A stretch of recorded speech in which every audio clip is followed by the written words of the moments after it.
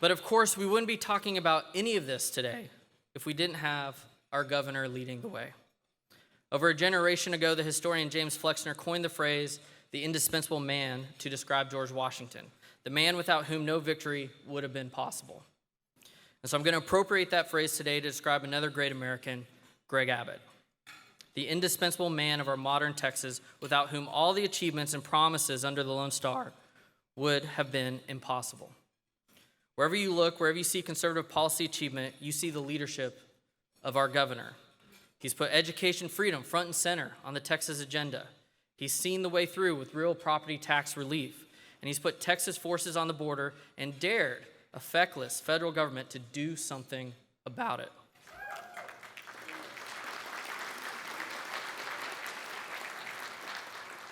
When we look at all the state governors in America today, when we look at all the chief executives in America today, Greg Abbott is in the first rank. So ladies and gentlemen, please join me in welcoming our governor, the governor of the great state of Texas, the Honorable Greg Abbott.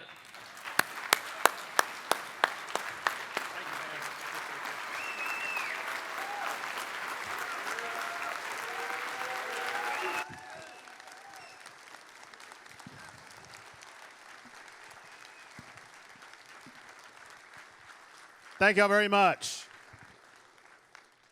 Give it up for my favorite Aggie, Greg Sindelar. Proud to be with you. Really looking forward to Thanksgiving next year.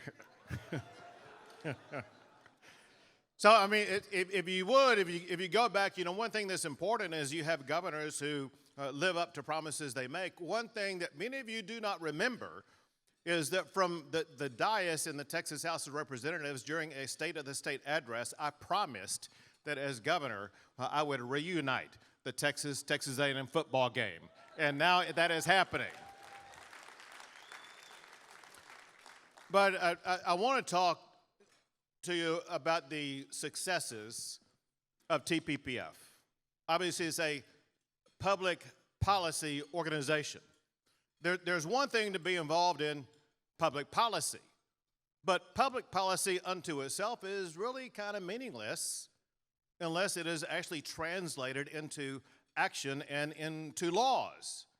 And if you look at what has happened over the course of just the past 1 year, I think more has been done that was set forth initially by TPPF this past year than ever in the history of the Texas Public Policy Foundation. So much so, I cannot squeeze it all into a 4-hour speech. But let me mention just a few. One thing that was mentioned that needs to be expanded upon is what was achieved during this last session concerning property tax cuts. Remember, it was at TPPF at your headquarters last year when I was giving a speech saying that I was fighting for the policy that was designed by the Texas Public Policy Foundation, and that is to put our independent school district property taxes on a pathway to ending those property taxes here in the state of Texas.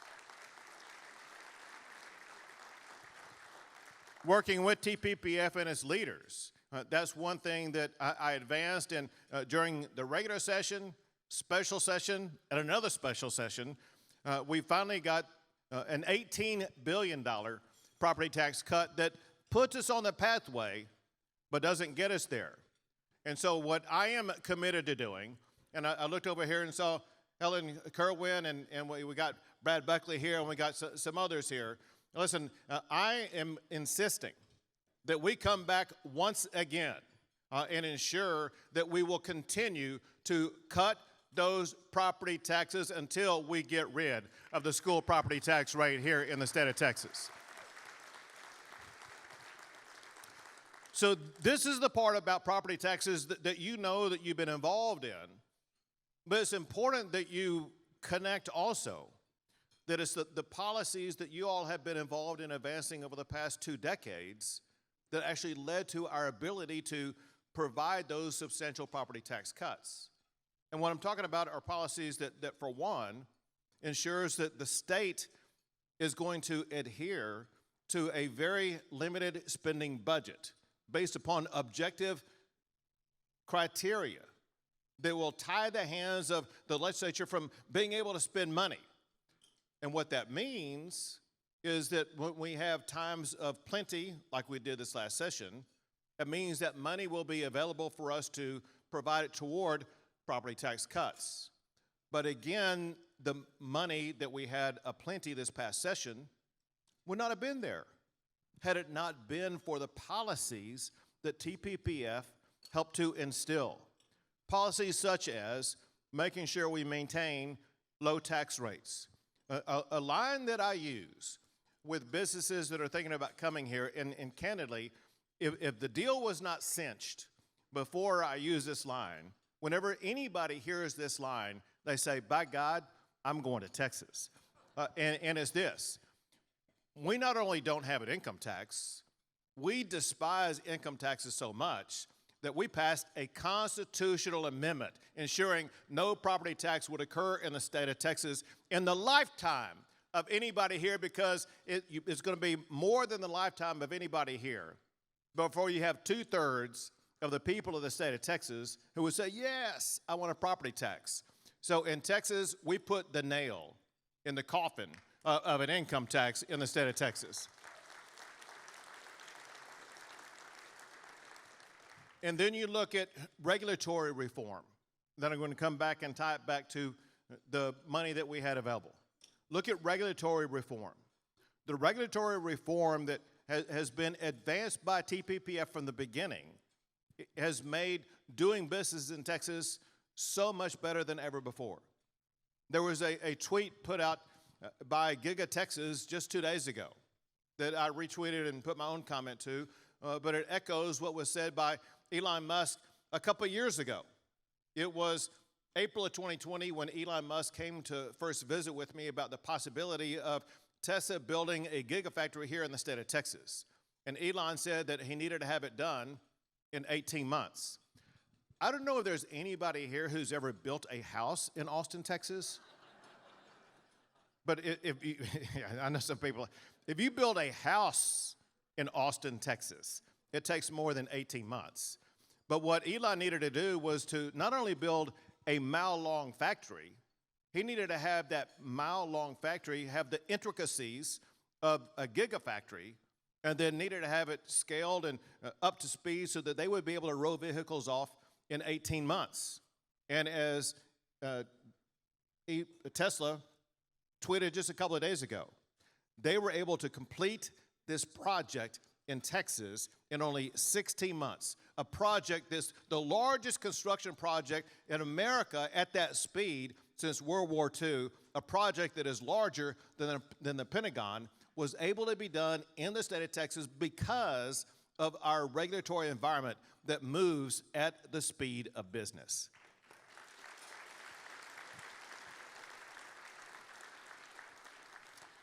Before Elon Musk owned Twitter, he posted on Twitter that in Texas he was able to build a gigafactory in 16 months, and in the same time in California he would not even have his permits at that time.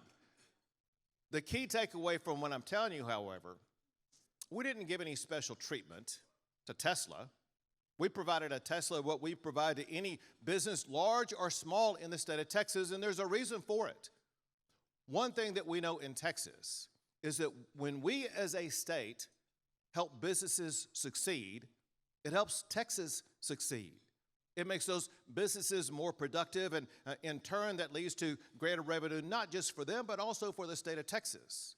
And it was because of policies like that that led to such extraordinary revenue that was generated by the state of Texas that led to Texas this past year having a budget surplus of about $35 billion. The largest budget surplus not only has the state of Texas ever had, but it was the largest budget surplus of any governmental entity in the United States of America. And because of policies advanced by TPPF, we know inherently that when we have a budget surplus in Texas, that money does not belong to the state of Texas. It's not going to be used like it is in some other states where they will use it to expand government. Instead, we know that money belongs to the taxpayers of the state of Texas. And that's why we return it to you with the $18 billion property tax cut that we provided. And know this, because business continues to grow and expand rapidly in the state of Texas, is highly likely, as in 99% likely, that we're going to have another very large budget surplus this coming session. And I look forward to working with TPPF and members of the Texas legislature to make sure we deliver another return to taxpayers in the state of Texas with another large property tax cut in our state. But when I talk about the growth of the size of the economy in Texas, let's put this in some context. I'll give you the number first of all. The number is for the year 2022. Texas had a gross domestic product of about $2.3 trillion in just 1 year.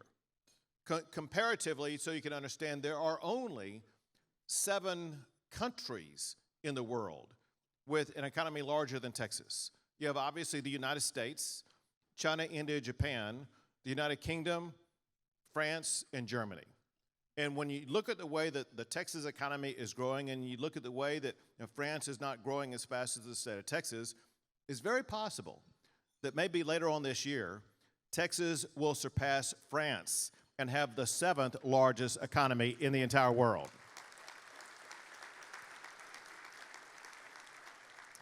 What I recommend that we do whenever that happens is we join together at the headquarters of TPPF and we have a big French fry cook-off celebrating. So the regulatory regime, I want to make sure that I circle back and connect the dot here. I mentioned that we have a regulatory regime that attracts businesses to our state. That does not happen automatically. Think of what happens regulatory-wise in California, New York, Illinois, and places like that. It's the complete opposite of Texas.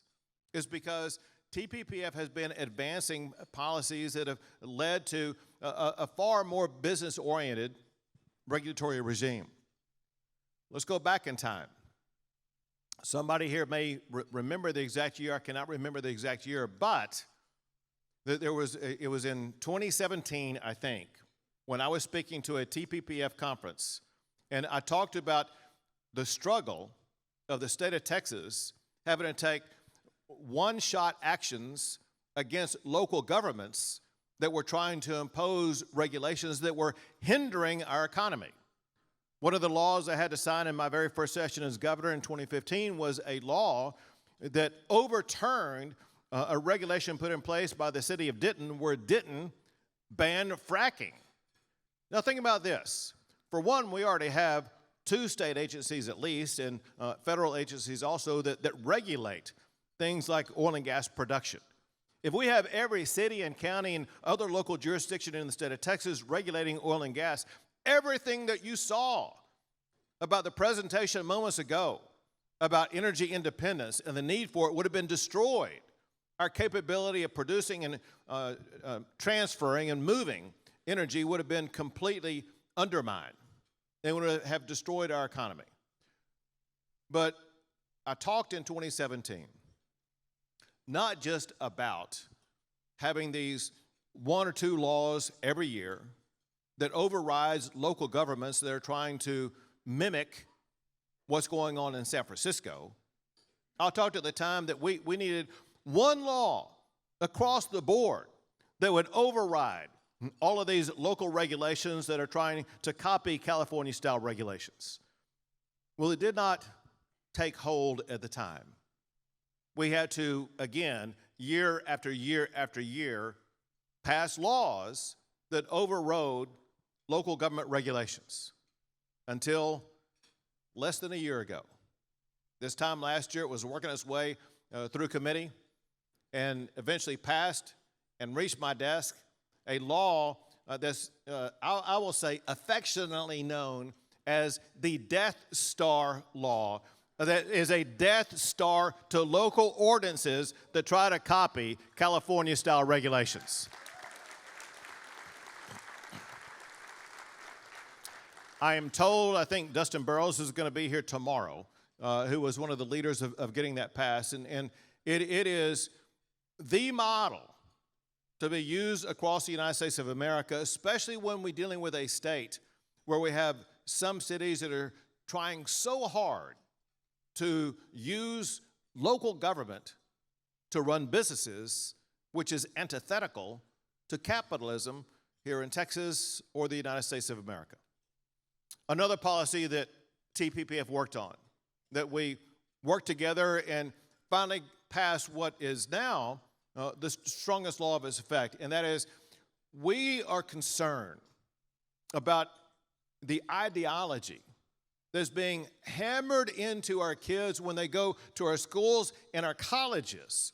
And our kids are not learning the core elements that will ensure that they're going to be better qualified to compete against their peers across our country or across the globe. Instead, they're being indoctrinated with ideologies from far-left socialistic-based professors in our universities. And all of that is being used under the umbrella of what seems like is kind of a kind thing. It's called DEI. And DEI is used programmatically to indoctrinate our kids and our universities. And working with TPPF, I signed a law that bans DEI at our universities here in the state of Texas.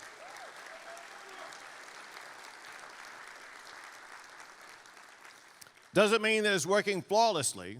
There's some scofflaws out there as we speak right now. Just know this, we're monitoring what our universities are doing and make sure they will be brought into compliance, and knowing what we learn about ways in which they are not in compliance, we'll be looking forward to implementing more compliance measures when we get into the next session to make sure we are holding these universities accountable.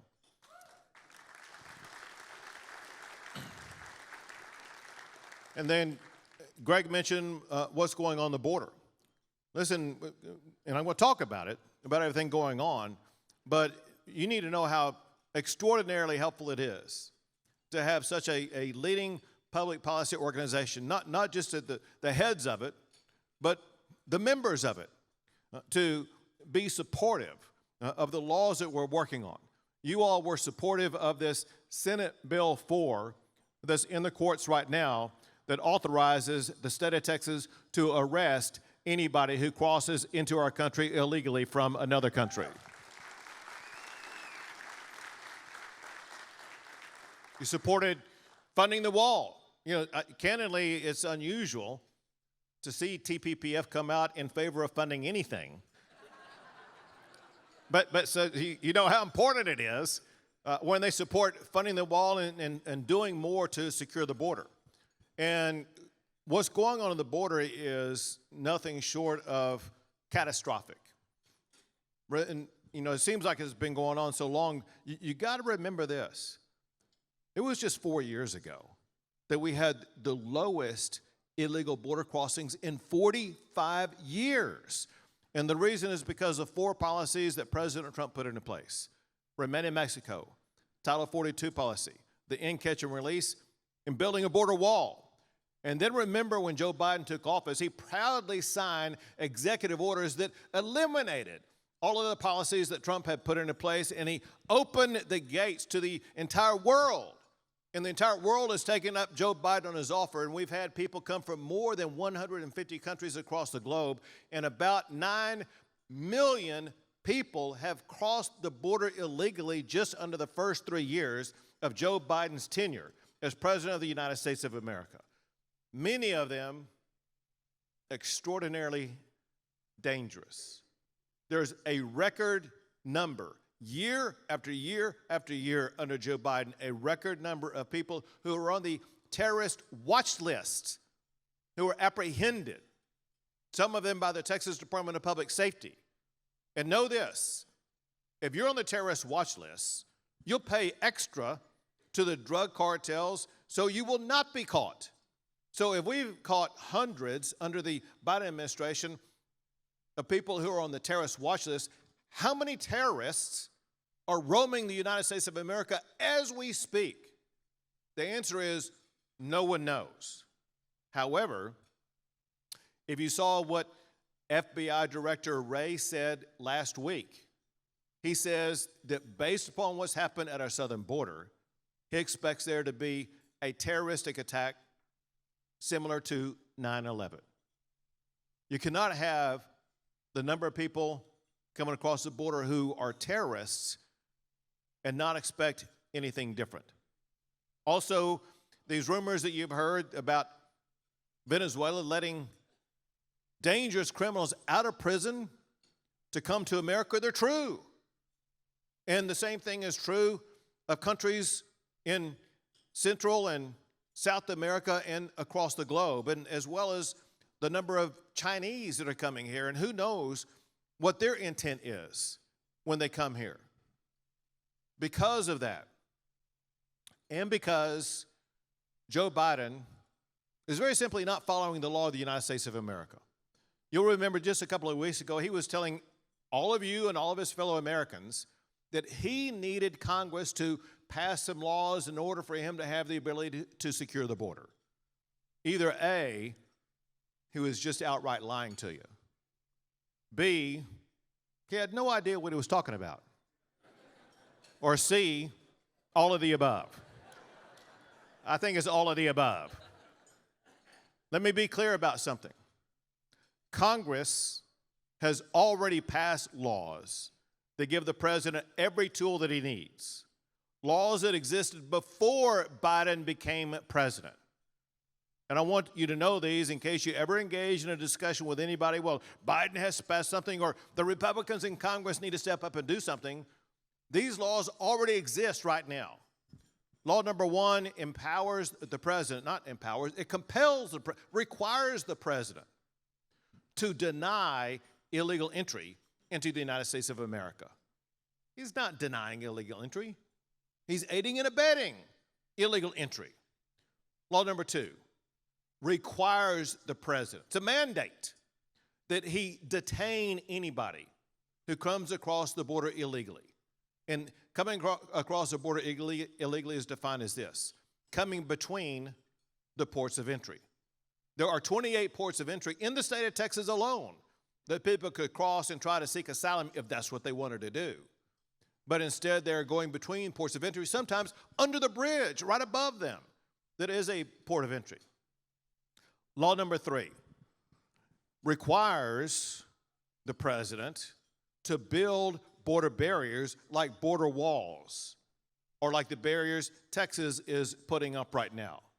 Joe Biden has done nothing to build any type of border barrier. The only thing he's ever done with border barriers is try to tear down the ones that Texas has put on our border. It's because of these reasons. Because, number one, we are facing such dangerous situations, and number two, Joe Biden, through his actions, is violating the laws of the United States of America.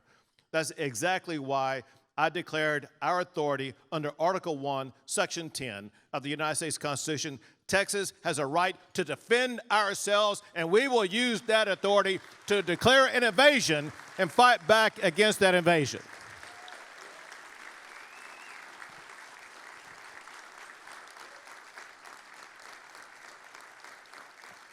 So let me tell you what we're doing. Number one, Texas is the only state in the history of the United States to build our own border wall. And we're not reinventing the wheel here. We're building the exact same wall that President Trump put up, with one difference. When you look at the miles that Texas has already put up of the Trump border wall and the number of miles that are under construction right now, Texas is adding more of the Trump border wall in Texas than Donald Trump put up in the state of Texas. Number two, you remember those big orange buoys that we put into the Rio Grande? They were designed by the Border Patrol because they were completely effective at denying illegal entry across the river. And we put them in the river, because Joe Biden wouldn't use them. And what do you think Biden did when we put them into the river? He filed a lawsuit to put a stop to it. That lawsuit is working its way through the federal courts and is subject to a en banc, however you want to call it, meaning in the entire court of the Fifth Circuit Court of Appeals is going to be hearing oral arguments on that case in May of this year. But I want you to know, even though Biden has tied this issue up in the courts, those buoys remain in the Rio Grande River as we gather here today. And then there's this island, Fronton Island. Fronton Island is an island in the Rio Grande between Mexico and Texas, and it's many times the size of this room. That island is owned by the state of Texas, but it was kind of non-useful because it was filled with nothing other than cane and brush and trees and shrubs that were packed far closer together than the audience is sitting together here today. But the cartels found a use for it. The cartels found that they could smuggle people as well as contraband to that island from Mexico, and then when they saw clearance, they could move it from that island onto the state of Texas. So I told the Texas National Guard, I want you to go seize that island and purge it from any cartel activity, and that's exactly what they did.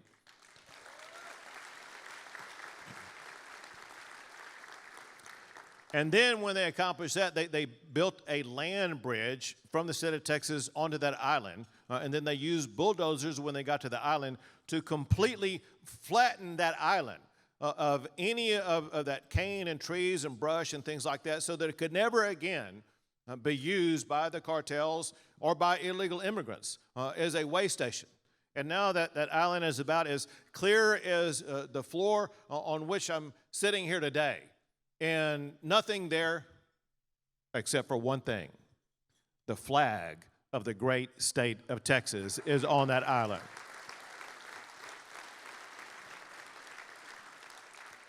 So that was done by our National Guard. The National Guard has played a pivotal role in what's going on. There are thousands of National Guard on duty as we gather here for lunch. And the main task that they undertake is to build mile after mile after mile of razor wire border barrier to deny illegal entry into the United States. In fact, they have repelled and turned back to Mexico more than 100,000 people. And they're adding more as we speak today. And it was the National Guard, who are professionals at building this razor wire, when I saw the way that Joe Biden was violating the laws of the United States of America in Shelby Park in Eagle Pass, Texas. That's when I ordered the Texas National Guard, you go seize that 50-acre park and wire it shut and ensure that no one will pass through that park again. And that's exactly what they did. When the sun rose the next morning, it was wired shut. I was there. You may have seen this on TV. I was there a couple of weeks ago with President Trump, and he said he had never seen anything that had been wired as shut as this was. And get this. The reason why we needed to do this was ground zero for illegal border crossings. You'd have 3,000, 4,000, 5,000 people a day crossing there illegally. If you look over the past 10 days, there haven't been thousands of people crossing the border there, or hundreds or even dozens. On average, over the past 10 days, there have been 3 people crossing the border at that location.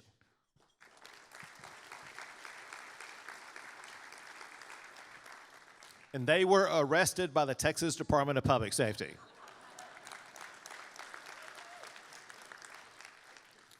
Our ongoing need for National Guard on the border is so prolific. Texas has another first that no other state has ever done. We are now building our own Army base to house 2,300 National Guard on the border just outside of Eagle Pass, Texas.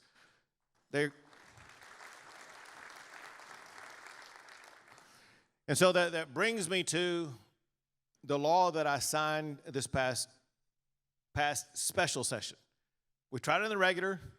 We tried in some other special sessions. It took 4 special sessions. But we finally got a law crafted in a way to be able to withstand legal challenge, be able to withstand the arguments that will be made, and that is that, well, the Texas law contradicts the Arizona decision that was issued by the United States Supreme Court back in 2012, and hence should be overturned. We found ways to try to craft that law to be consistent with the dissent that was wrote in that Arizona case by Justice Scalia. And this is a case that went to a federal district judge that we knew was going to be ruling against us. And then the case was appealed to the Federal Court of Appeals for the Fifth Circuit, where they kind of put everything on halt as they awaited to have oral arguments. While they put everything on halt, which allowed Texas to be able to enforce the law, that was appealed up to the United States Supreme Court. Yesterday, the United States Supreme Court lifted the stay and said Texas can enforce its law against illegal immigration and arrest people coming across the border illegally.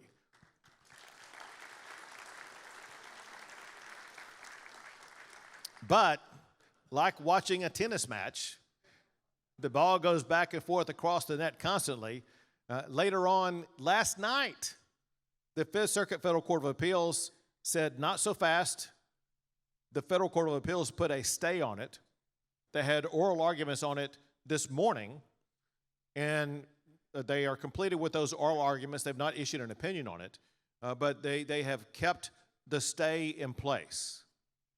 But know this, what they have stayed is the Texas enforcement of SB 4.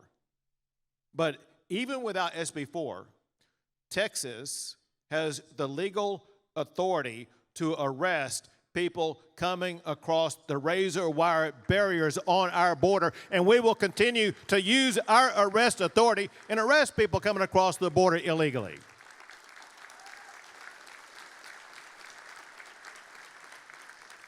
The Texas Department of Public Safety has already arrested more than 40,000 people who have come across the border illegally. And they will continue to use every tool and strategy they can to arrest people, jail these people crossing the border, and we will continue to build those border barriers, keep the buoys in the water, build the Texas border wall, doing everything we can to protect the sovereignty of the state of Texas and the United States of America.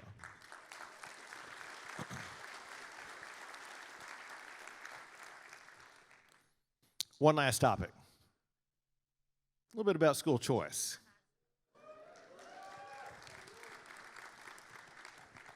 So, school choice is an issue that I know has been embraced by TPPF for a long time. And sometimes it takes a while for policies to ferment and lead to a time when it's right to make sure that all the pieces come together, that we can make a change, which is what public policy organizations like this are all about. They're about making changes that improve our state and clearly empowering parents with their God-given right to make the decision in the best interest of their child is a good policy for the state of Texas.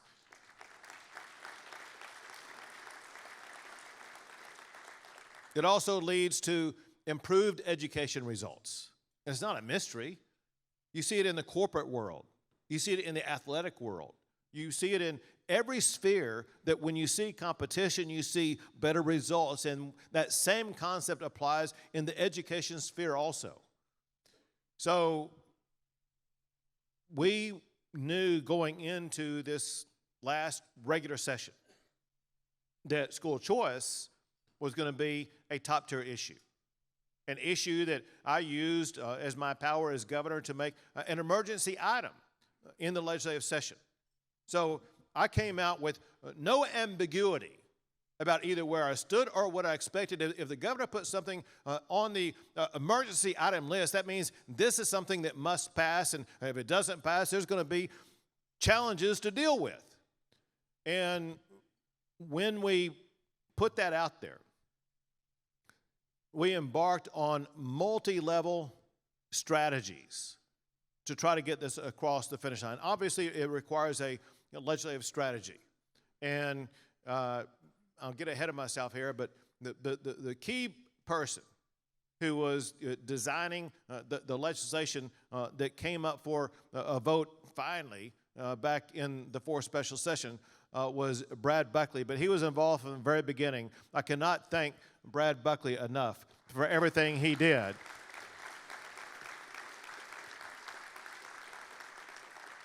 But while he was working on it and designing it, tinkering with it, cajoling members, working on educating members, all that kind of stuff, there was something going on in a different sphere. And that was a campaign across the state of Texas to win the hearts and minds of our fellow Texans. And Mandy Drogan and I spent many nights together on the road as we went from one campaign event to another that would have about sometimes as many people as there are in this room here today, sometimes even larger than that, of concerned parents showing up, begging, pleading, explaining why they desperately need Texas to deliver school choice in the state of Texas. And it led to some meaningful changes. And you need to see the progression of what happened. What happened is, early on in the session, there is a test vote that takes place. The vote was on what's called the Herrero Amendment, named after State Representative Herrero, and it basically is an amendment to take away all the bureaucratic legalese of it. It's a test vote about whether or not there are votes there to support school choice. What month did Herrero Amendment come up? March. So this month, last year, the Herrero Amendment came up. And at that time, there were 52 Republicans who voted against the Herrero Amendment, meaning those 52 Republicans showed their hands that they supported school choice in the state of Texas. Know this, that's the most votes against the Herrero Amendment ever. So that was significant movement just by the time that the campaign trips that Mandy and I had made, I think beginning in January, something like that. From that time until the Herrero vote was taken, we had moved the needle in getting more and more Republicans to be able to support school choice in the state of Texas. So remember, there's 150 House members. To get school choice passed, we need 76 votes. We got 52 votes in favor of school choice with the Herrero Amendment. After that is when we got to the point when we had these discussions about there are ways to get this done. One way is just for the members to pass a bill, get it done, and get it over with. Something they should do for this very important reason. And that is, this wasn't some mysterious vote where, gosh, who knows where my constituents stand on it. This was, candidly, where a lot of Republicans were saying, listen, I can't support it because my constituents don't support it. That was just flat out wrong. We know it was wrong, not based on any poll. We knew it was wrong because when every member of the Texas House of Representatives was last elected, they were first chosen and voted on by the members in the Republican Party who voted in the primary. And what we had was a breakdown by House district in every 150 House districts in the state of Texas where the primary vote in the Republican Party was. And in district after district after district, there was 85%, sometimes up to 90% of the Republicans who voted in that primary said, we want school choice on that ballot initiative. So any Republican House member who was voting against school choice was voting against the voice of the Republicans who voted in that primary. And so I knew that what I was fighting for was far more than just a vote on a policy of school choice. I was fighting to give power and voice to all the Republicans in all these districts who had a state representative who was fighting against them.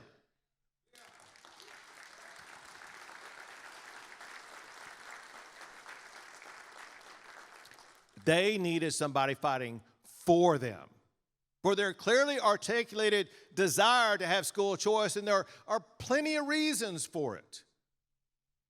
Put aside the bullying that could take place. Put aside the fact that there are some schools like Houston Independent School District where they had failed not once, twice, 3 times, or even 4 times, but 5 times in a row.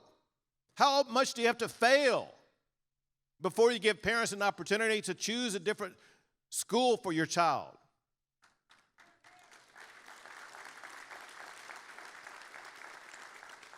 Are these crazy stories?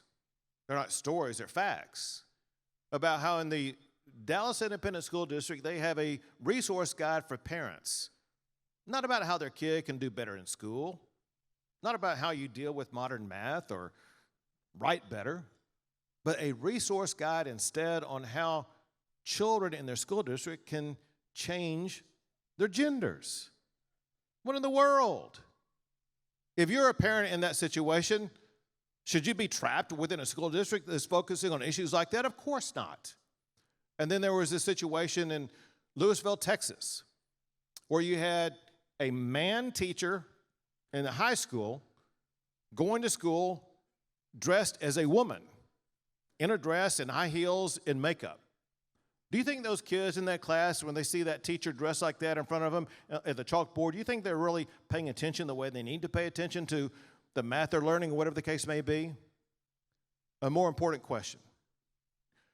If you are a parent in that school whose child has that teacher, should you be compelled by the state of Texas to keep your child in that school? Of course not. But the way Texas law works right now is you are compelled because you are not given any other choice to take your child to a different school.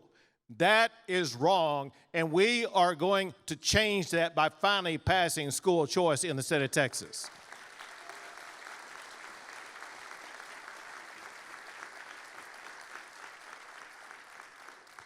So going back, when the test vote was taken this month last year, there were 52 Republicans who supported school choice. When Brad Buckley's bill finally came up for a test vote in the Texas House in November, in the 4th called special session, the number of Republicans voting in favor of school choice had moved from 52 to 63, an increase of 11. But as I had made clear to the entire state of Texas, if it does not pass, we are going to campaign on this issue. And we are going to run candidates who support the will of the people of the state of Texas, and we are going to win. And if you look at the numbers now, the numbers are this. It went from 52 school choice this month last year, 63 in November, and now after the first round of primary elections, counting who won those elections and the runoffs where both of the candidates in the runoffs supported, we are now at 74 votes in favor of school choice in the state of Texas.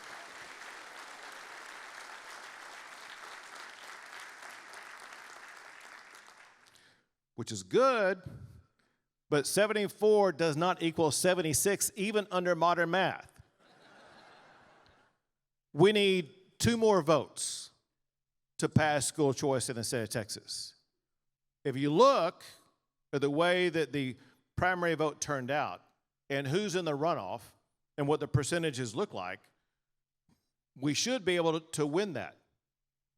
It's kind of like, as TPPF knows, I always give a football analogy. And if there's any surprise, it's kind of that I waited this long to get to a football analogy.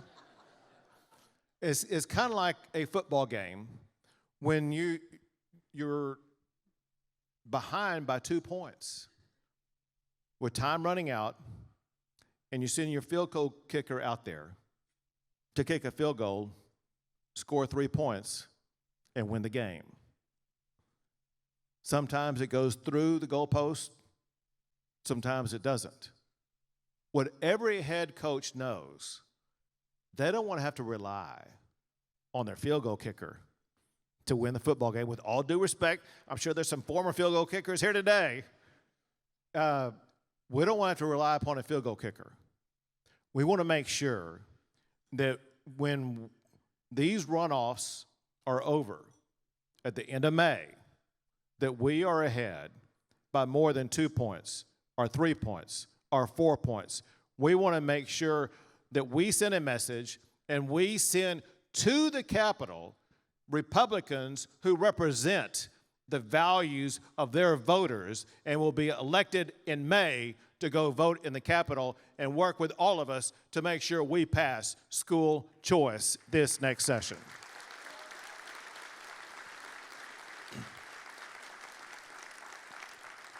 But to be clear, we would not be on the threshold of success if it were not for TPPF.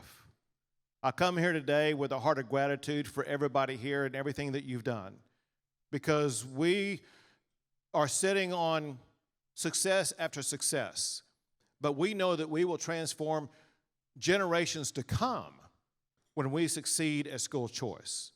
To be able to get that done, this is not a time for you to sit on the sidelines and applaud the success that we've achieved.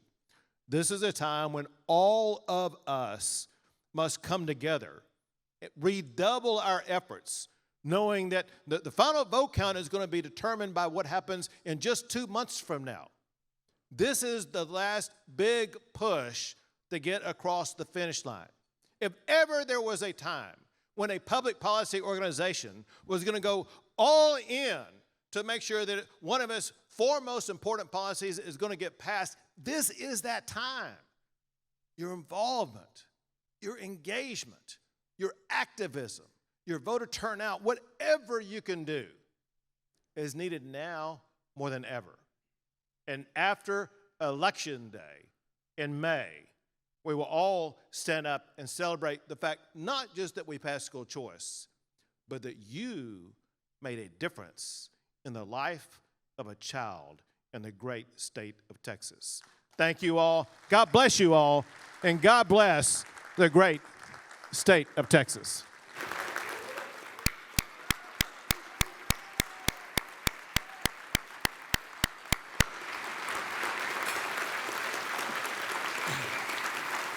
That was awesome. All right, so thank you so much, Governor. I can assure you we are all in. We're with you, and we're so grateful to have you leading the way. And we're so grateful for our legislators and all the work that they're doing and being in the arena and taking these hard votes. And so appreciate all of that. We have one quick final little surprise before we go, and that is to recognize a deserving member of our TPPF staff. And the governor has agreed to help me recognize the staff member. And so every year since 2019, we've given out the Texas Patriots Excellence and Achievement Award, made possible by our longtime supporters Joe and Olga San Miguel. And as many of you know, Joe passed away just this last year, and he loved being part of this presentation, and Joe is greatly, greatly missed. But we know that he will always be with us in spirit, and we're proud to carry on the legacy that he and Olga have created to honor the accomplishments and dedication of a TPPF staff member who has significantly moved our mission forward in the last year. And this year's Texas Patriot Excellence and Achievement Award goes to none other than Mandy Drogan. So Mandy, you'll please come up. While she's coming up.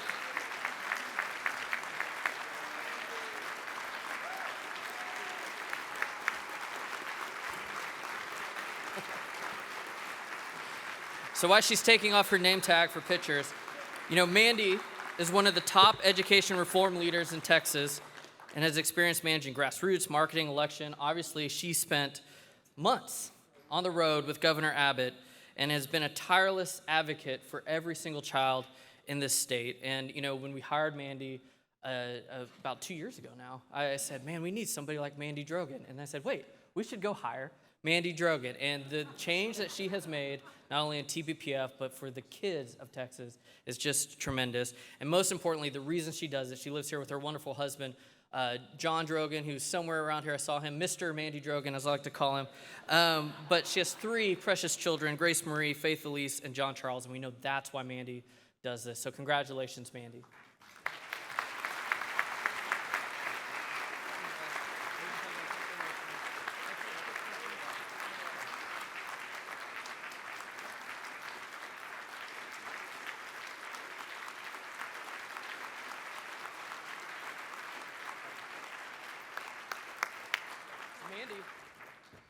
Mandy, you want to say something?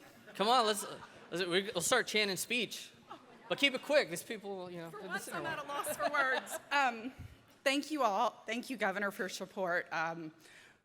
We could not be here. The children of Texas would not have the future and the opportunity that they are going to have coming next year when we pass school choice. We will improve the lives of Texas, the future of Texas, and keep Texas and America strong. So thank you.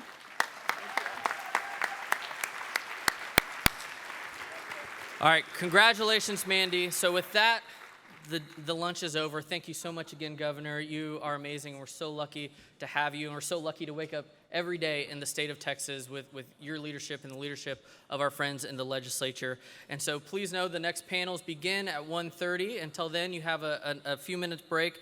And one housekeeping item, if you're wanting to purchase parking, you can purchase that at the registration desk. So thank you all very much. God bless you. God bless Texas.